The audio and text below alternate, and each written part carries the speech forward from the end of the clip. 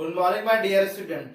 बेटा last lecture हम लोगों ने जो है प्रथम अध्याय समाप्त कर लिया था, ठीक है ना। आज हम सेकंड अध्याय स्टार्ट करने जा रहे हैं। यूनिट फर्स्ट का ही है, अभिक्रियाओं की क्रिया विधि।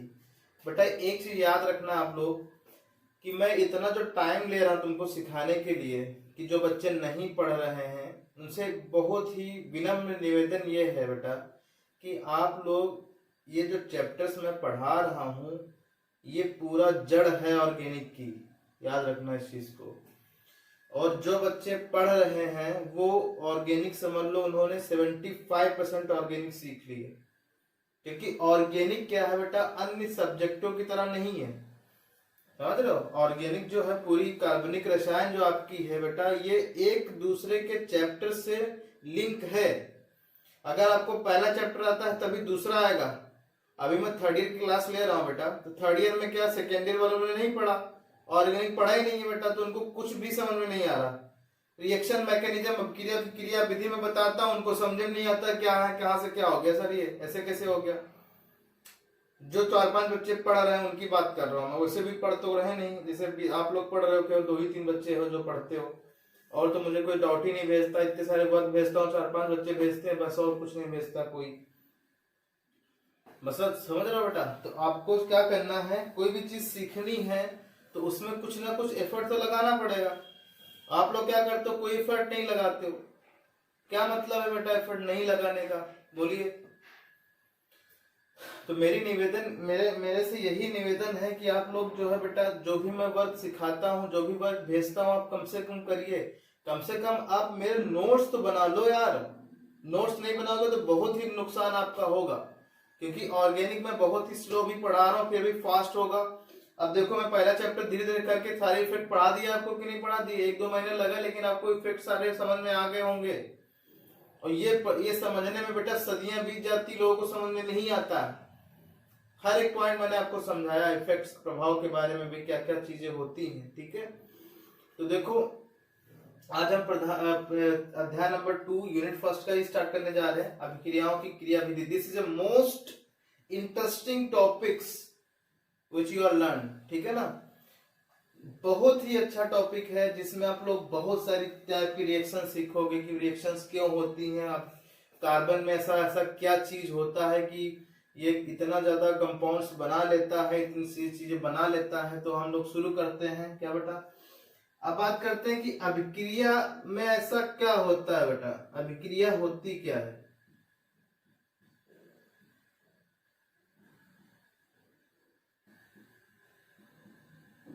अभिक्रिया क्या होती है बताइए, अभिक्रिया क्या होती है।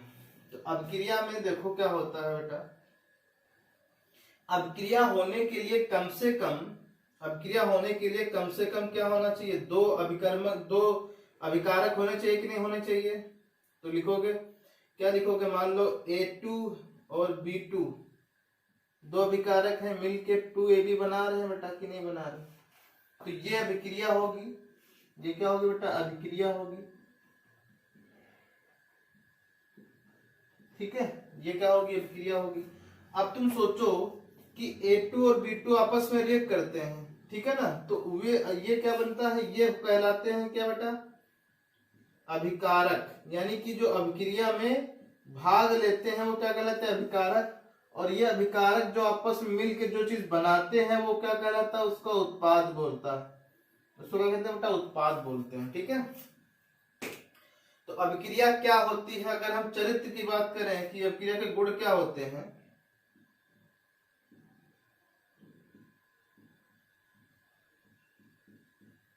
अभिक्रिया के गुण क्या होते हैं बेटा बताओ। पहला, कोई भी अभिक्रिया क्यों होती है, क्यों होती बेटा अभिक्रिया, क्यों होती है अभिक्रिया। जिसमें मैं तुमसे बोलूं अभिक्रिया होती ही क्यों है। जैसे आप क्या करते हो, आप पढ़ाई करते हो ना बेटा, तो तुम इसमें क्यों आए हो, क्यों पढ़ाई कर रहे हो, केवल केवल स्थायित्व के कारण, पैसा आपको नौकरी मिल जाए जल्दी से जल्दी आप पैसा कमाने लगो। तो यहाँ भी वही कॉन्सेप्ट लगेगा कि अभिक्रिया केवल और केवल किसके लिए होती है बेटा, अपने स्थायित्व को प्राप्त करने के लिए। तो यहाँ पे लिखोगे अभिक्रिया, अभिक्रिया, अभिक्रिया वो होती हैं जिनमें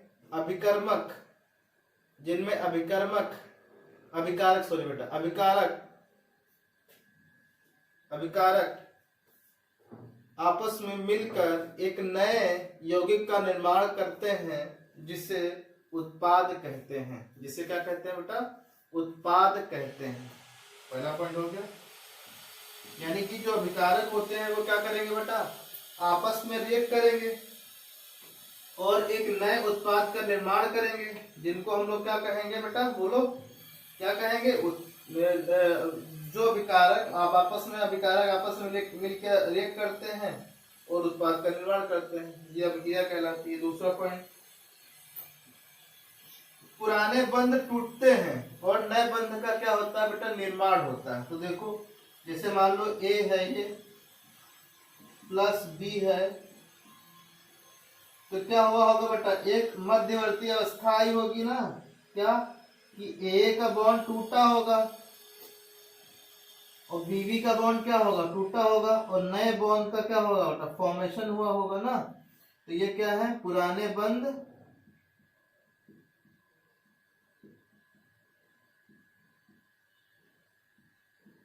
टूटते हैं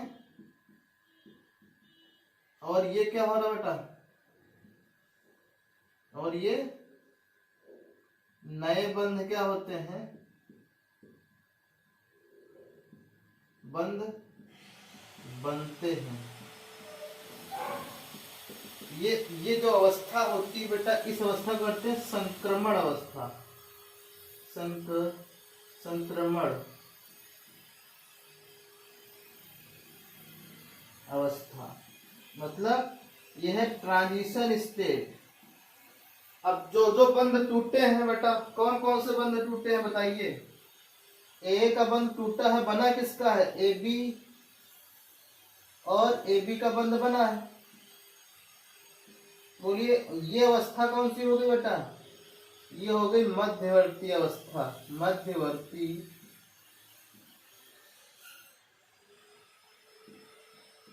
अवस्था। और मिल के क्या बना रहा है बेटा? 2AB। ये क्या कहलाएगी बेटा? उत्पाद अवस्था।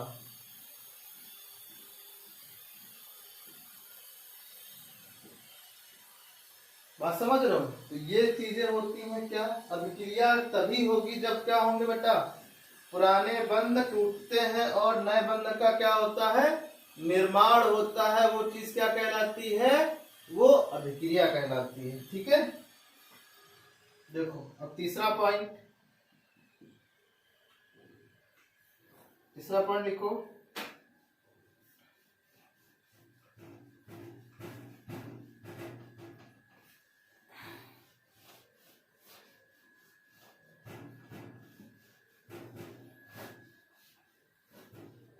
तीसरा पॉइंट, परमाणुओं का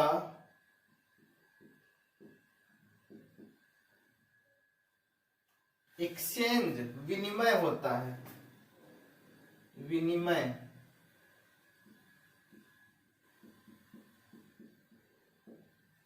मतलब समझ रहे हो? जैसे A2 था प्लस B2, यहाँ पे क्या हुआ बेटा? 2 A थे, यहाँ 2 B थे, आपस में एक्सचेंज हुए ना बेटा।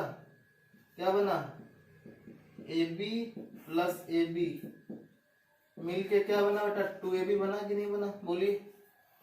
तो देखो, पहले A था और ये क्या था? BB था। ये क्या हुआ? 2AB बना। ठीक है, ये क्या हुआ? बोलो बेटा। इसमें परमाणुओं का क्या हुआ? विनिमय हुआ है, परमाणु एक्सचेंज हुए हैं। Atoms are exchange. This is a most important topic, because जब परमाणुओं का विनिमय होगा तभी अभिक्रिया होगी, नहीं तो नहीं होगी। याद रखना इस चीज को। अभिक्रिया होने के लिए क्या करना पड़ेगा? परमाणुओं का विनिमय करना पड़ेगा, तभी वो चीज क्या होती है। ठीक है। और फोर्थ पॉइंट, अब तुम सोचो भाई, ये बॉन्ड टूटे होंगे ना, और बॉन्ड तोड़ने के लिए कुछ ना कुछ एनर्जी की आवश्यकता होगी कि नहीं होगी? अगर वो एनर्जी की अवस्था इन्हीं की, ये प्रोडक्ट जो बन रहा बेटा, यही प्रोडक्ट में एनर्जी रिलीज होती है। क्योंकि आपको पता है बेटा, बचपन से पता है कि बॉन्ड जब टूटते हैं तो एनर्जी को एब्जॉर्ब होना पड़ता है, और जब बॉन्ड बनते हैं तो एनर्जी रिलीज होती है। बात समझ रही है इतनी बात? तो एक चीज समझो कि जिन अभिक्रियाओं में ऊर्जा की आवश्यकता होती है वो अभिक्रिया क्या कहलाती है? एक जो है उष्मा शोषी अभिक्रिया कहलाती है, और जिन अभिक्रियाओं में उष्मा निकलती है वो उष्मा शोषी कहलाती है। तो यहाँ पे लिखोगे उष्मा के आधार पर, उष्मा के आधार पर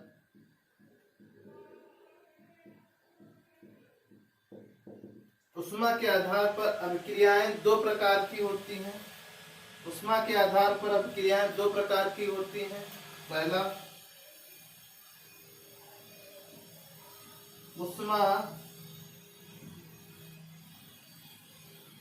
उष्मा शोषी अभिक्रियाएं।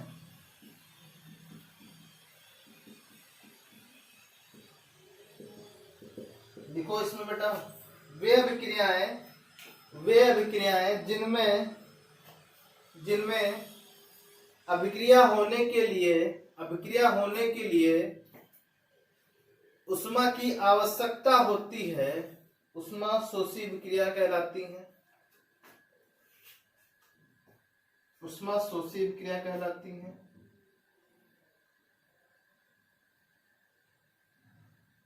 दूसरा पॉइंट,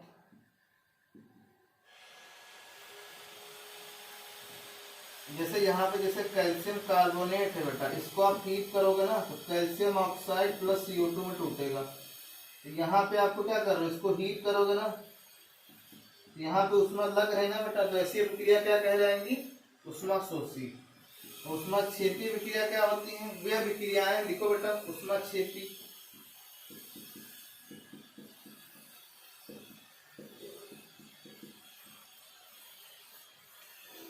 वे अभिक्रियाएं जिनमें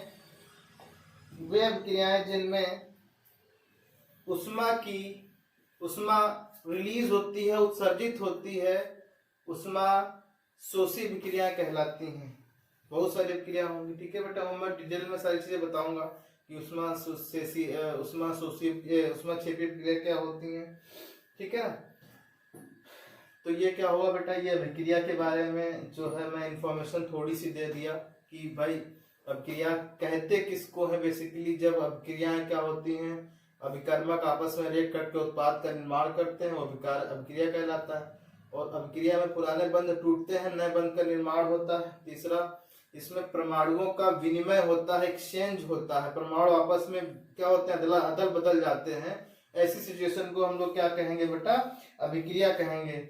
और ये जब बॉन्ड का टूटना होता है या जुड़ना होता है, जिसकी वजह से क्या होती है बेटा, एनर्जी या तो एब्जॉर्ब होगी या तो रिलीज होगी, वो चीज क्या कहलाएगी, अभिक्रिया कहलाएगी, ठीक है। अब हट डालोगे बेटा कार्बनिक अभिक्रिया, क्या लिखोगे, कार्बनिक अभिक्रिया।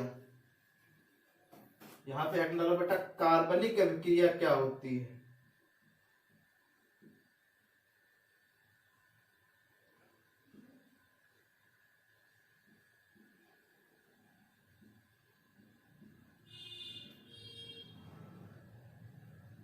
कार्बनिक अभिक्रिया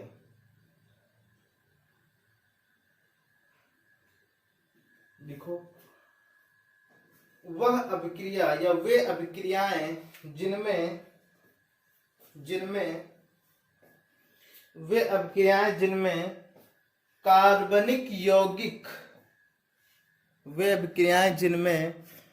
कार्बनिक यौगिक भाग लेते हैं, कार्बनिक अभिक्रियाएं कहलाते हैं, कार्बनिक अभिक्रियाएं कहलाती हैं, ठीक है ना। देखो क्या होता है, मान लो कि एक अभिकर्मक S है, दूसरा अभिकर्मक R है, ठीक है ना। ओके, इनको क्या कहते हैं बेटा, अभिकारक कहते हैं, अभिकारक। इंग्लिश में कहते हैं रिएक्टेंट।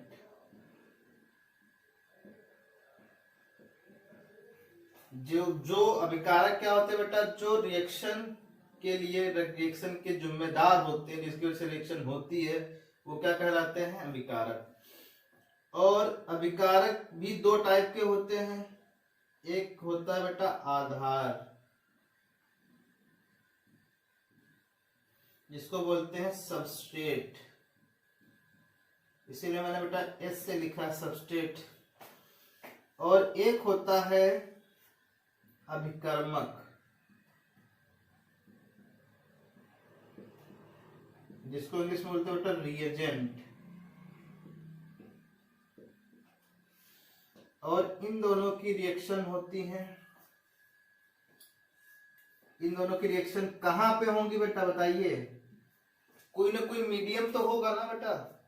और मीडियम कैसा हो सकता है? गैसियस मीडियम हो सकता है, लिक्विड मीडियम हो सकता है। यहाँ पे क्या लिख सकते हैं? सॉल्वेंट। सॉल्वेंट कुछ भी हो सकता है, बात समझ रहे हो? या माध्यम बोल सकते हैं हम लोग यहाँ पे कि अब क्रिया किस माध्यम में हो रही है, जलीय माध्यम हो रही, गैसेस माध्यम हो रही, ठीक है ना, ठोसीय माध्यम में हो रही है, माध्यम हो गए। और कुछ यहाँ पे मध्यवर्ती यौगिक बनते हैं, मध्यवर्ती यौगिक बनते हैं,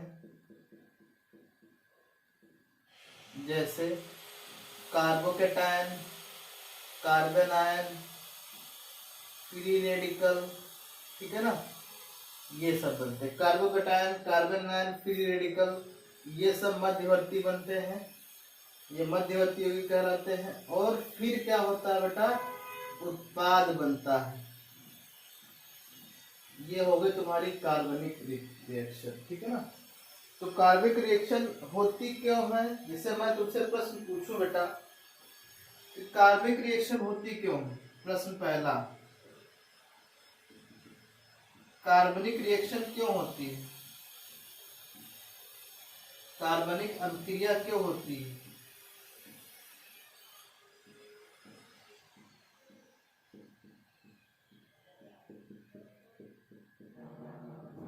पहला रिएक्शन तो यही आना चाहिए कि कार्बनिक रिएक्शन होती क्यों है बेटा। तो क्या लिखोगे? कार्बनिक रिएक्शन इसलिए होती है क्योंकि अभिकारक आपस में रिएक्ट करके एक नए उत्पाद का निर्माण करते हैं जो कि अधिक स्थायी होता है। बात समझ रहे हो? जो कि क्या होता है बेटा? अधिक स्थायी होता है। किसके रिस्पेक्ट में? किसके सापेक्ष में? अभिकारकों के रिस्पेक्ट में। इसीलिए अभिक्रिया होती है। तो अभिक्रिया क्या होती है? जब अभिकारक आपस में रिएक्शन करके, अभिक्रिया करके एक नए उत्पाद का निर्माण करते हैं जो कि क्या होता है? अधिक स्थायी होता है एज कंपेयर टू, बोलिए, बोलो बेटा, अभिकारक। अब यहाँ पे मैंने अभिकारकों को दो पार्ट में डिवाइड कर रखा है, एक पार्ट है आधार, एक पार्ट है अभिकारक। तो प्रश्न बनता है मेरा दूसरा कि अभिकारक को दो भागों में क्यों बांटा गया है?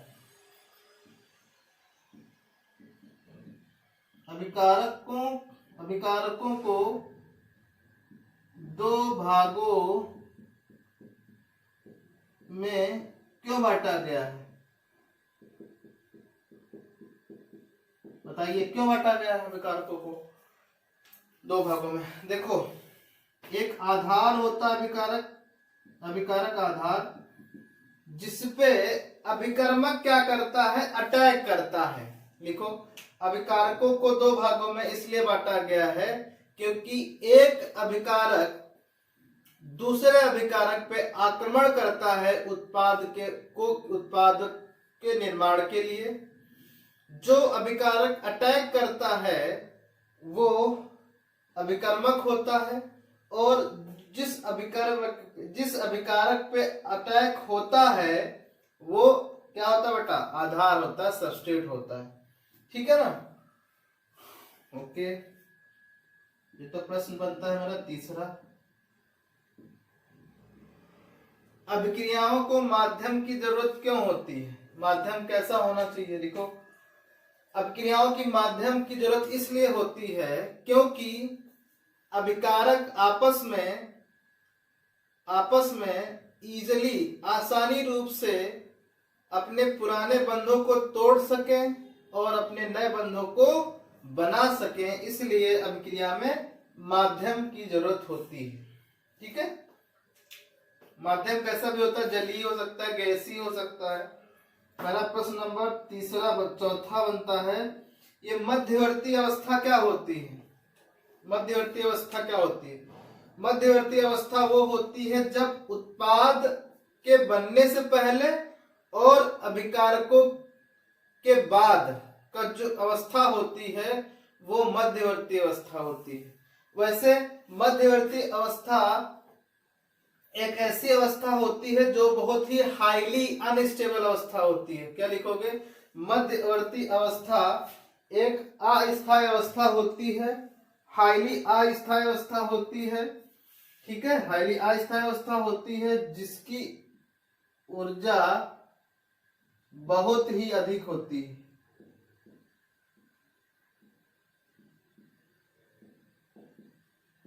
मध्यवर्ती अवस्था कहलाती है। ठीक है, मध्यवर्ती अवस्था कहलाती हैं। ठीक है, मध्यवर्ती अवस्थाएं कहलाती हैं। मध्यवर्ती अवस्था की ऊर्जा अधिक होती है, इसलिए क्या होती है बेटा, और ये बहुत ही अस्थायी होते हैं, इसीलिए ये क्या कहलाती है बेटा, मध्यवर्ती अवस्था। जैसे आपने कभी पनीर बनाया बेटा ना, अब लाल में टपका देना गधा हो पनीर बनाया मतलब, जो पनीर बनाता ना बेटा, जो सबसे जो पनीर को फ्राई करते हो, ठीक है, इंग्रेडिएंट इसमें मिलाते हो, जो वो बीच की अवस्था होती है, जब आप उसको कढ़ाई पे चढ़ाते हो ना, हीट करते हो, ठीक है ना, तो क्या होती है बताओ, वो अवस्था क्या कहलाती है? मध्यवर्ती अवस्था कहलाती है। और जब पनीर बन जाता है वही तो आपका उत्पाद है। समझ गया ना पूरी अच्छे से कहानी? तो उत्पाद के बारे में अगर मैं तुमसे पूछूं तो आप बता सकते हो उत्पाद क्या होता है? उत्पाद क्या होता है? उत्पाद अभिकारकों का परिणाम होता है, जो अभिक्रिया होती है उसका परिणाम होता है उत्पाद। ठीक है, तो ये प्रश्न तुमको मेरे हिसाब से समझ में आ गए होंगे। मैंने मध्यवर्ती यौगिक को आपको बता ही दिया है बेटा, कौन कौन से, कार्बोकेटायन, कार्बोनाइन, कार्बोनिल में सारे इफेक्ट क्या होते हैं, कैसे स्टेबिलिटी आती है, उसके बारे में अच्छी से चर्चा हो गई है आज। ठीक है, तो आज का लेक्चर शुरू होता है आपका अभिक्रियाओं की क्रियाविधि, जो शुरू हो चुका है। जो बच्चों ने नहीं किया है वो उनको सबको बता दो कि भाई नया चैप्टर स्टार्ट हो गया है, ये this is most important topic. अगर आपने चैप्टर पढ़ लिया तो ऑर्गेनिक की 75% जंग आप लोग जीत जाओगे। अगर नहीं पढ़ोगे तो गए बेटा आप, फिर कोई गारंटी नहीं ले सकता आपको ऑर्गेनिक आएगी। लेकिन अगर ये चैप्टर आपने पढ़ लिया तो मैं गारंटी ले रहा हूं कि आपको पूरी रिएक्शन ऑर्गेनिक केमिस्ट्री आपको 100% आएगी। जो बच्चे पढ़ रहे हैं वो अपने बच्चों या दोस्तों से शेयर कर सकते हैं थॉट्स, और बता सकते हैं कि सर ने ऐसा सब चीजें कही हैं। अगर मेरी बात मानते हो, मेरे अच्छे बच्चे हो, तो आप लोग कर सकते हो ऐसा। ठीक है, थैंक यू।